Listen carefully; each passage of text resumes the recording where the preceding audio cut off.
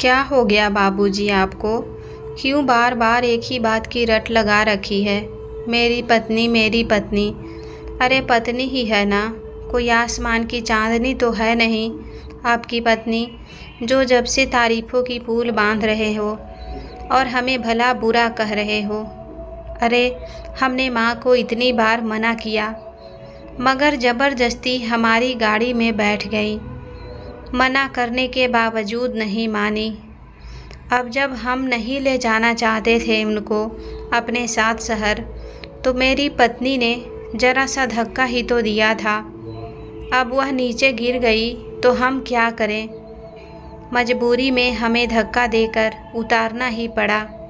इसमें क्या ही गलत कर दिया हमने? बुढ़ापे में इनका बोझ कौन उठाता भला?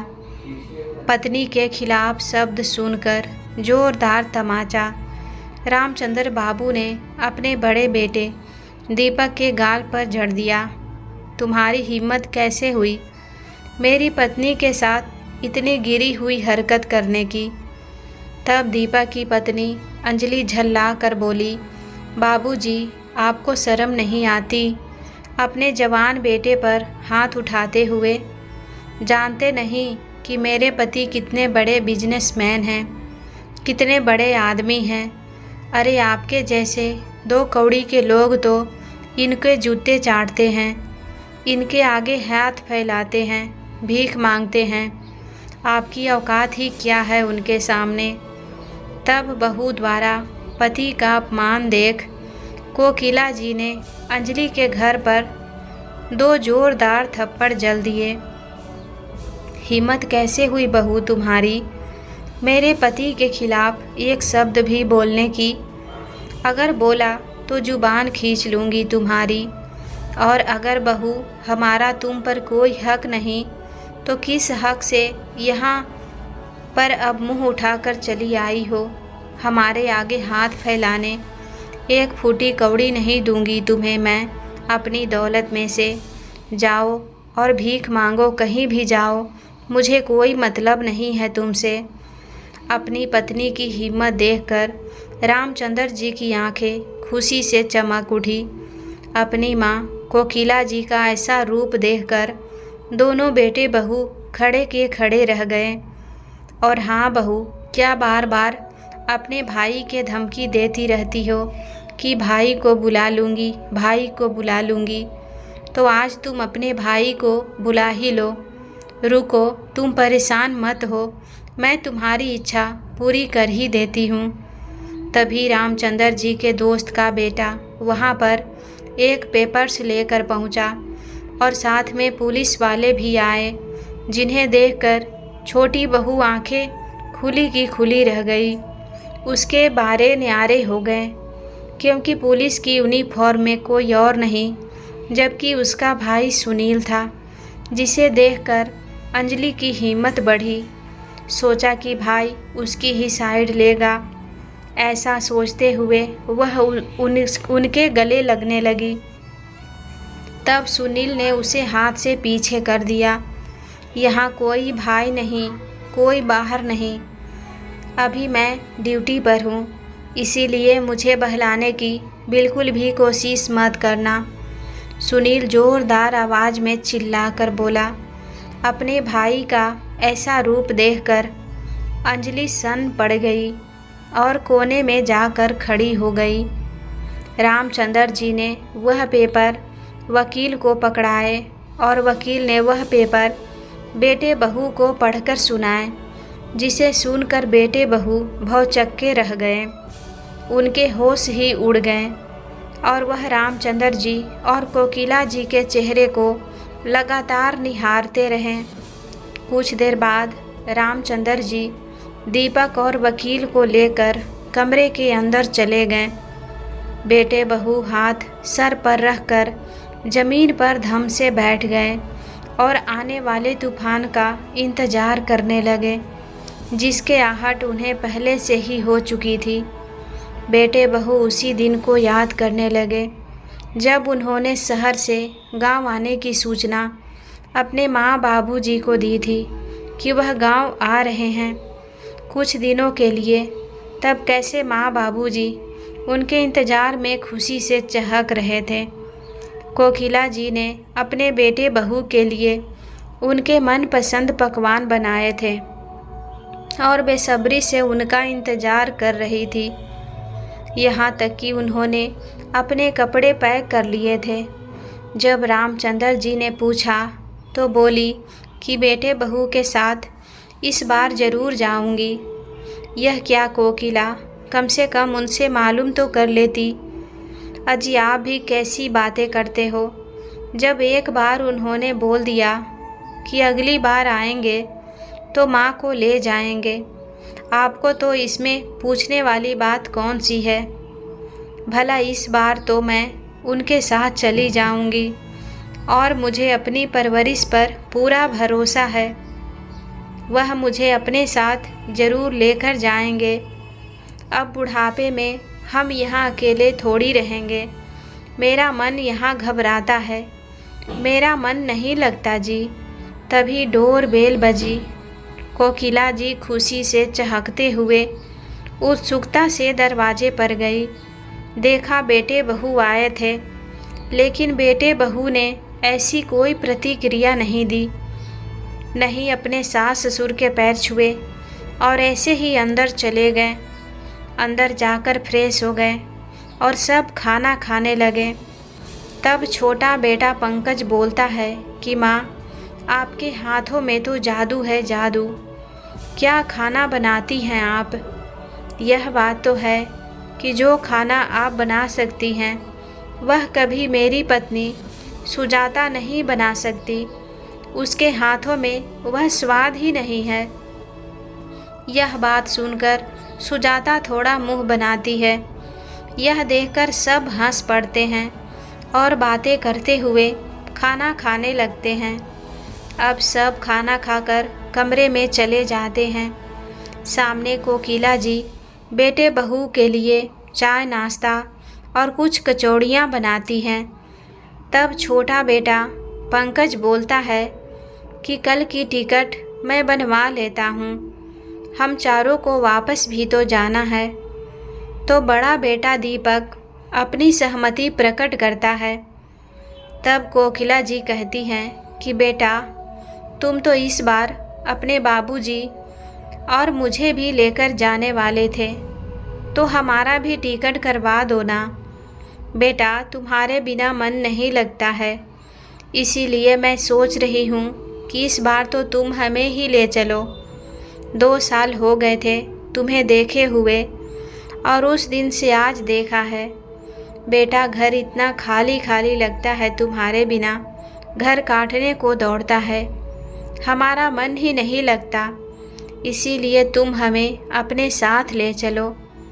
तब दीपक की पत्नी अंजलि बोलती है कि क्या मम्मी जी, अभी अभी तो हमने नया घर खरीदा है और इसमें अभी बहुत सारे काम होने बाकी है।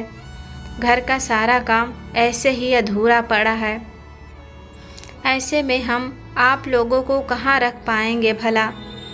हमारे अपने भी इतनी जिम्मेदारियाँ होती है और आप तो बूढ़े लोग हैं, आपका खाना पीना भी अलग ही होता है।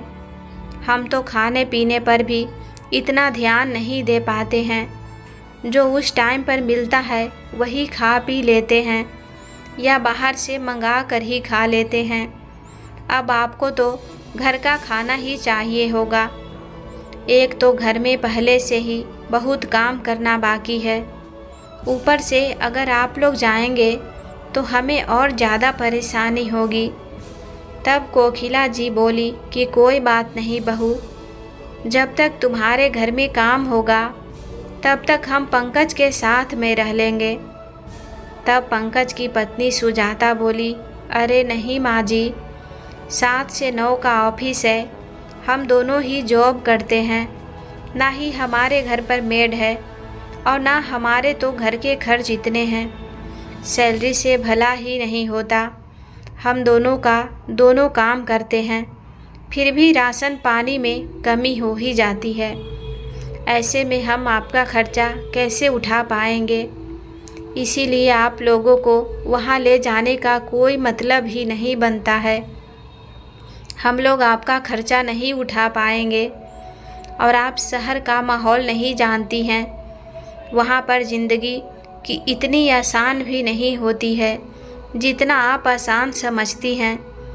अब बेटे बहू के साथ रहना थोड़ा होता है, बैठना उठना भी होता है, खाना पीना भी होता है, आना जाना भी होता ही है। हम आपको भला कैसे संभालेंगे? आपके लिए यही बेहतर है कि आप यहीं पर जाकर अपना जीवन यापन करें। यह सुनते ही कोकिला जी रोने लग गई और रोते हुए बोली कि बेटा, मेरा तुम्हारे बिना मन नहीं लगता, मुझे घर काटने को दौड़ता है, मुझे तुम्हारी बहुत याद आती है। हम बूढ़े लोग तो बस अब तुम्हारे साथ रहना चाहते हैं और जीवन के अंतिम पल तुम्हारे साथ बिताना चाहते हैं। और अभी तो हमारे शरीर में इतनी ताकत है, मैं घर का सारा काम भी कर लिया करूँगी, तुम्हें मेड लगाने की भी कोई ज़रूरत नहीं है। यह बात सुनकर बेटे बहू ने चुप्पी साध ली और कुछ नहीं कहा। अंजलि कमरे में जाकर दीपक से बोली कि बूढ़े बुढ़िया तो हमारे पीछे ही पड़ गए और अगर मैं इन्हें आने के लिए बोल दूं तो तुम्हें पता ही है शहर में हमारी कितनी अच्छी बिंदास लाइफ है। किसी भी टाइम आना जाना, घर पर पार्टी करना और किसी भी टाइम सो कर उठना। भला ऐसे में यह जाएंगे तो हमारी जिम्मेदारियां बढ़ जाएगी और टोका टोकी करेंगे सो अलग। तुम्हें पता ही है इन बूढ़े लोगों की आदत का, अच्छी खासी लाइफ में हमारी खलल पड़ जाएगी। तब दीपक बोला, अरे हाँ अंजलि, मैं कौन सा इन्हें अपने साथ ले जाना चाहता हूँ। पता नहीं क्यों बिना बात के एक बात को बार बार दोहराए जा रहे हैं। इधर पंकज ने सुजाता बोली, देखो पंकज, अपना मुंह जरा भी मत खोलना, मैं बूढ़े बुढ़िया के साथ बिल्कुल भी बर्दाश्त नहीं कर पाऊंगी। एक तो इनका साथ में रखो, ऊपर से उनकी बातें सुनते रहो, मुझे बिल्कुल भी बर्दाश्त नहीं। बूढ़े लोग, मेरी सहेलियां घर पर आती जाती रहती है और पार्टियां चलती रहती है। हमारी आए दिन ऐसे में हम लोग जाएंगे तो टोका टोकी करेंगे ही। मुझे अपनी फर्स्ट क्लास लाइफ में किसी का इंटरफेयर नहीं चाहिए। अरे हाँ सुजाता, तुम बिल्कुल परेशान मत होवो। मैं कौन सा माँ बाबूजी को अपने साथ रखना चाहता हूँ।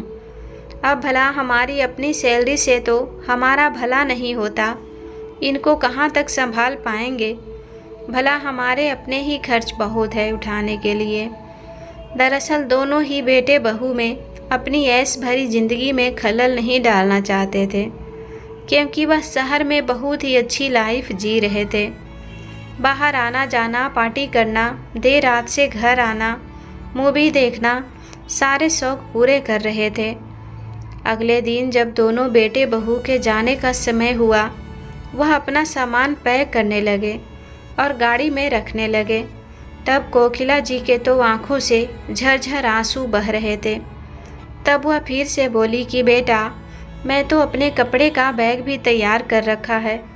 इतनी उम्मीदें लगा रखी थी तुमसे कि इस बार तो मुझे लेकर ही चले जाओगे अपने साथ। यह बूढ़ी आंखें तुम्हें देखने को तरस जाती है बेटा, घर काटने को दौड़ता है, मन ही नहीं लगता।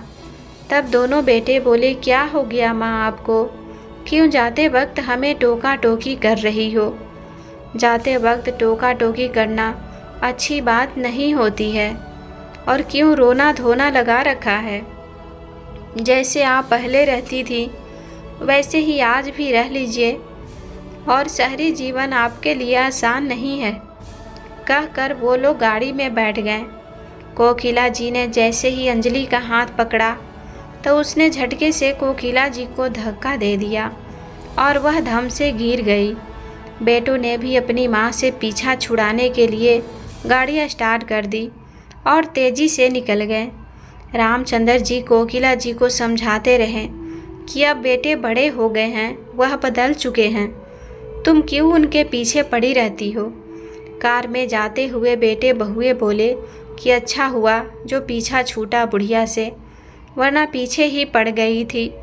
हाँ सच में इस बार तो यहाँ आकर ही गलती कर दी। हंसते हुए छोटी बहू सुजाता बोली। बेटे बहू की इस बात को रामचंद्र जी अच्छे से समझ चुके थे, परंतु कोकिला जी उनकी कोई बात नहीं सुनती थी और बेटे बहू के मोह में पड़ी रहती थी। अब तो वैसा हो गया था, वह दिन रात बस रोती रहती है, न खाना खाती है न ज़्यादा बात करती हैं, अपनी सुध बुध में ही रहती हैं। रामचंद्र जी कोकिला जी को लगातार समझाते और अपनी पत्नी को रोता हुआ देख उन्हें बहुत दुख होता। कोकिला जी के चेहरे पर अब काफ़ी झुर्रियाँ चमकने लगी थी और शरीर भी बुढ़ा सा दिखने लगा था। इंतज़ार करती रहती, अब तो वह बीमार सी भी रहने लगी थी। एक दिन अचानक से उन्होंने खुद से ही बड़े बेटे दीपक के पास फ़ोन किया। तब दीपक ने हमेशा की तरह व्यस्त रहने का दिखावा किया और फ़ोन काट दिया। इधर जब पंकज के पास फ़ोन किया तो उसने भी वही ढोंग रचाया और कोकिला जी की बात सुने बिना ही फ़ोन रख दिया। अब कोकिला जी बाहर बालकनी में आकर बैठ गई और सड़क पर आते जाते लोगों को देखने लगी। तभी उनकी नज़र एक 70 वर्षीय बूढ़ी महिला पर पड़ी, जो कि साड़ियाँ ले लो कहकर चिल्ला रही थी और साड़ियाँ को बेच रही थी। वह महिला बहुत ही खुशमिजाज लग रही थी। उसे देखकर कोकिला जी को बड़ी हैरानी हुई। तब उन्होंने उनको रोका और जाकर साड़ियाँ दिखाने को कहा और वह उससे बोली कि आप तो काफ़ी उम्र दराज लग रही हैं, क्या आपके बेटे बहू नहीं हैं जो आप इस तरह से साड़ियाँ बेचती फिर रही हैं घर घर। यह बात सुनकर वह महिला मुस्कुराई और बोली कि मेरे चार बेटे बहू हैं, लेकिन अब सब बड़े हो गए, अच्छी नौकरी लग गई, शादीशुदा हो गए और शहरों में अपनी बीवियों के साथ जाकर बस गए। पति तो मुझे पहले ही इस भरी दुनिया से छोड़कर चले गए। बच्चों का पालन पोषण बड़ी ही मुश्किल से किया, पढ़ाया लिखाया, इसीलिए मैं भी उनके साथ नहीं रहना चाहती। मैं उन पर आश्रित नहीं हूँ। जैसे मैंने इनको पैदा किया, पाल पोस कर कामयाब बना दिया, वैसे ही मैं खुद का पेट भी पाल सकती हूँ। इसीलिए मैंने खुद का यह काम शुरू किया है और घर घर जाकर साड़ियाँ बेचती हूँ। इसी बहाने लोगों से हंस बोल भी लेती हूँ और मुझे सुकून भी मिलता है। इससे खुद का खाती हूँ, खुद का काम आता है। उस बुजुर्ग महिला की बात सुनकर कोकिला जी को मानो एक झटका सा लगा। वह बुजुर्ग महिला के बात सीधे कोकिला जी के दिल पर असर करती गई। वह उसके बारे में सोचती रहती हैं और साड़ी खरीद कर वापस कमरे में आ जाती हैं और सोचती हैं कि जब से बेटे बहुएं शहर गए हैं तब से उन्होंने मेरे पास एक बार भी फ़ोन नहीं किया, और एक मैं हूँ कि उनके बिना रो रो कर मेरा बुरा हाल है, और एक वह है जो मुझे कुछ समझते ही नहीं हैं। मैं ही उनके पीछे पड़ी रहती हूँ। मुझसे अच्छी तो वह महिला थी जो साड़ियाँ बेच रही थी और कितने स्वाभिमान के साथ जी रही थी। यह सोचकर कोकिला जी ने मन ही मन एक कठोर फैसला लिया।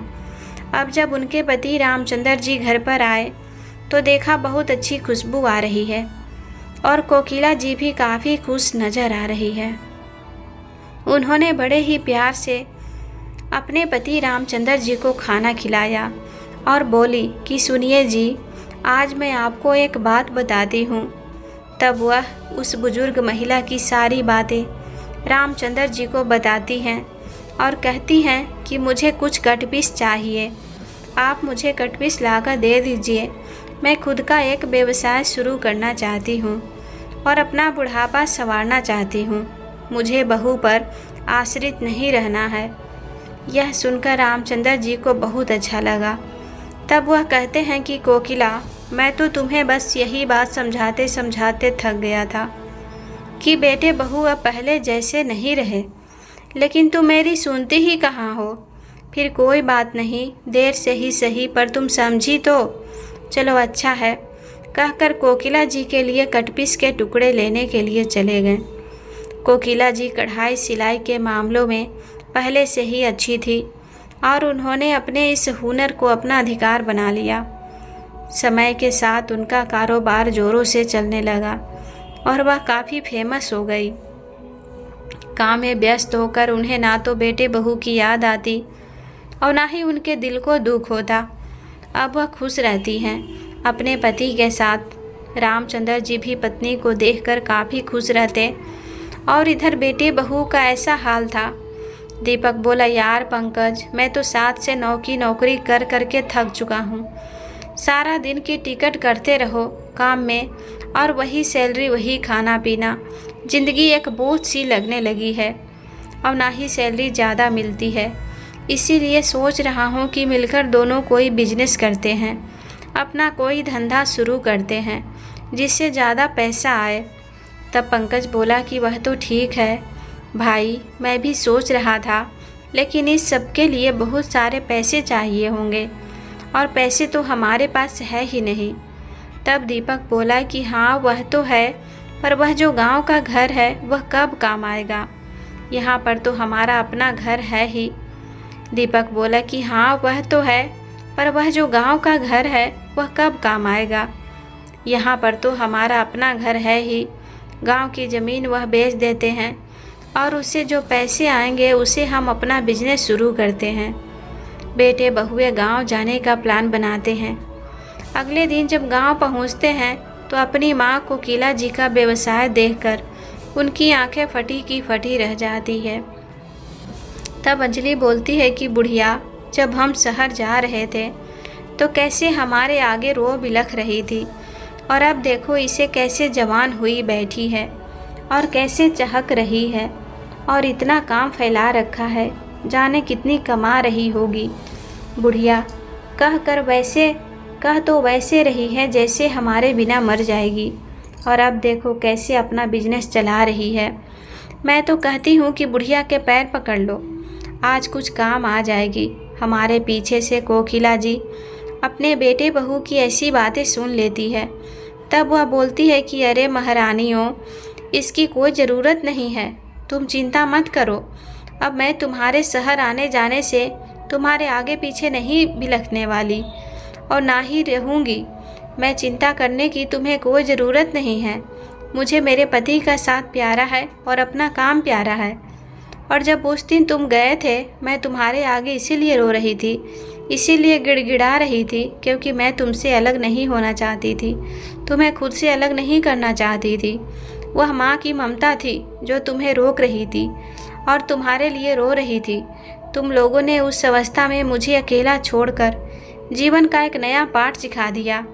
तब दीपक और पंकज बोले कि माँ, हमें आपकी ज़रूरत है, हमें अपना कारोबार चलाना है, इसीलिए कुछ पैसे चाहिए थे। तब कोकिला जी बात को बीच में काटते हुए बोली कि अच्छा, और 3 साल बाद तुम गांव आए हो और वह भी लालच में, पैसों के लिए पैसे चाहिए तुम्हें। बीच में तुम्हें फ़ोन पर बात करने का भी समय नहीं था।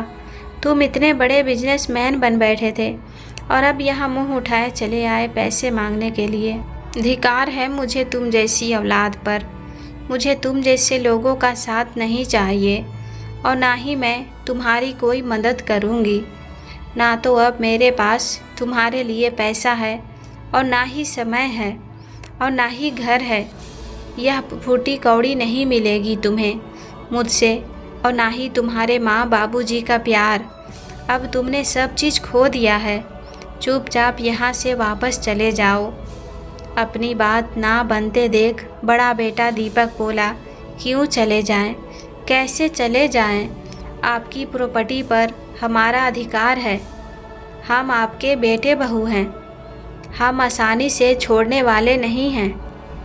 और अगर सीधी उंगली से घी नहीं निकला तो हमें उंगली टेढ़ी करनी भी आती है। तब पत्नी भी बोली कि माँ जी, मेरे पति बिल्कुल सही कह रहे हैं। अगर ज़्यादा आनाकानी की तो दोनों बूढ़े बुढ़िया पर मानसिक उत्पीड़न और दहेज देने के केस में अंदर करवा दूंगी। फिर सड़ते रहना दोनों बूढ़े बुढ़िया जेल में। हाँ, सही कह रही हैं, बिल्कुल भाभी। छोटे बेटे बहू भी उनकी हाँ में हाँ मिलाते हुए बोले, हम कोई बेवकूफ़ नहीं हैं।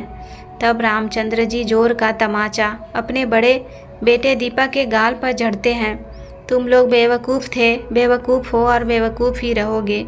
ज़्यादा अक्लमंद नहीं बन जाता कोई इंसान पढ़ लिखने से, 4 किताबें पढ़ने से। तब अंजलि बोली, बाबूजी आपको ज़रा सी शर्म नहीं आती अपने जवान बेटे पर हाथ उठाते हुए? बिल्कुल भी तमीज़ नहीं है आपको। और यह आपके बेटे से पहले मेरे पति हैं, इन पर मेरा अधिकार है। यह सुनते ही कोकिला जी झनाटेदार चाटा अंजलि के गाल पर जड़ती हैं। शर्म नहीं आती बहू, ससुर जी से जुबान लड़ाते हुए? खबरदार, जो मेरे पति का जरा भी अपमान किया तो जुबान खींच लूँगी तुम्हारी। पत्नी कोकिला का ऐसा साहस देखकर रामचंद्र जी की आंखों में चमक आ गई। गर्व से उनका सीना चौड़ा हो गया, क्योंकि पहली बार आज कोकिला जी ने किसी पर हाथ उठाया था। बेटे, बहू, माँ, बाबूजी का ऐसा रूप देखकर सन पड़ गए। तब कोकिला जी बोली कि 1 फूटी कौड़ी नहीं दूंगी तुम्हें मैं अपने ज़मीन जायदाद से। जैसे आए हो वैसे निकल जाओ। किस मुँह से भिखारी की तरह अपना हक मांगने चले आए हो? माँ बाप तो तुम्हें बोझ जैसे लगते हैं, और उनके संपत्ति धन दौलत उनका क्या, वह बड़ी अच्छी लगती है। और क्या बहू, यह बार बार भाई को बुला लूँगी, भाई को बुला लूँगी, एक ही बात की रट लगाई रहती हो। चलो तो आज फ़ोन लगाओ और बुलाओ, वरना तुम परेशान मत हो। आज मैं ही तुम्हारे भाई को बुला लेती हूँ। तभी रामचंद्र जी का दोस्त का बेटा सुनील कुछ पेपर्स लेकर वहाँ पहुँचा, और साथ में 2 पुलिस वाले भी आए। वर्दी पहने वह पुलिस वाला कोई और नहीं, अंजलि का भाई ही था, जिसे देखकर अंजलि अपने हित में फैसला चाहती थी। तब वह उसकी ओर दौड़ती है, लेकिन सुनील उस बीच में ही रोक देता है। खबरदार अंजलि, मुझे अपनी बातों में बहलाने की बिल्कुल भी कोशिश मत करना। ना मैं ड्यूटी पर हूँ, ना मैं किसी का भाई हूँ, और ना ही मेरी कोई बहन है, चिल्लाकर सुनील बोला। भाई का ऐसा रूप देखकर अंजलि सन पड़ गई और एक कोने में जाकर सिमट गई। रामचंद्र जी ने वह पेपर वकील को पकड़ाया, बेटे बहू को पढ़कर सुनाने के लिए कहा। तब वकील बोला कि बुढ़ापे में अगर बेटे बहू में से किसी ने भी इन पर जोर जबरदस्ती की, या जायदाद लेने की कोशिश की, या उनके साथ दुर्व्यवहार किया, उन्हें टॉर्चर किया, तो पुलिस उनके साथ सबसे सख्त कार्रवाई करेंगे, जिसका भुगतान उनको बहुत महंगा पड़ेगा। तब रामचंद्र जी पूरे स्वाभिमान के साथ बोले कि बेटा, भले ही तुमने कितनी ही डिग्रियां हासिल कर ली हो, पर दिमाग में आज भी तुम हमसे पीछे ही हो। 4 किताब पढ़ने से तुम हमारे बाप नहीं बन जाओगे। अपने माँ बाबूजी का ऐसा रूप देखकर बेटे बहू भौचक्के रह गए। उन्हें समझ ही नहीं आया कि अब क्या करें। जब अपनी बहन अंजलि के बारे में सुनील को पता चला तो जोरदार 2 थप्पड़ उसके मुंह पर मार दिया। तो घर पर भी ऐसे ही अपनी भाभियों के साथ लड़ाई झगड़ा करती थी, और अब वही रवैया तू अपने सास ससुर के साथ कर रही है। तेरी इसी झगड़ा की वजह से मम्मी पापा ने तेरी शादी इतनी जल्दी कर दी, लेकिन तू बदलेगी नहीं। खबरदार, अगर आगे तेरे बारे में कुछ भी सुनने को मिला या तूने अपने सास ससुर को परेशान किया तो समझ लेना तेरी मायके दरवाज़ा हमेशा के लिए बंद हो जाएंगे, और पुलिस की तरफ से जो कार्रवाई होगी वो अलग। यह सुनकर अंजलि मुंह लटका लेती है। कोकिला जी और रामचंद्र जी भी अपने बेटे बहू को माफ़ नहीं करते। अब बेटे बहू अपमानित होकर वापस शहर चले जाते हैं, और रामचंद्र जी कोकिला जी अपना जीवन यापन खुशी खुशी करने लगते हैं। दोस्तों, जब माता पिता का अपने बच्चों के प्रति प्यार निस्वार्थ भाव का होता है तो बच्चे क्यों उन्हें स्वार्थ के लिए इस्तेमाल करते हैं? क्यों उनकी प्रॉपर्टी को, उनके पैसों को ज़्यादा महत्व देते हैं? वह क्यों उनके सम्मान, उनके प्यार और उनके संघर्ष को भूल जाते हैं? क्या माता पिता का प्यार उनके लिए मायने नहीं रखता? वह उन्हें बोझ क्यों समझते हैं बुढ़ापे में? तो दोस्तों, आपको क्या कहना इस कहानी के बारे में? रामचंद्र जी कोकिला जी को लेकर उन्होंने जो अपने बेटे बहू के साथ किया हुआ फैसला सही था या गलत? कमेंट बॉक्स में अपनी राय ज़रूर बताएं। कहानी आपको ज़रा से भी पसंद आया हो तो वीडियो को लाइक करें। चैनल पर पहली बार आए हैं तो सब्सक्राइब करके बेल आइकन घंटी दबा लें। कहानी को पूरा देखने और सुनने के लिए दिल से धन्यवाद।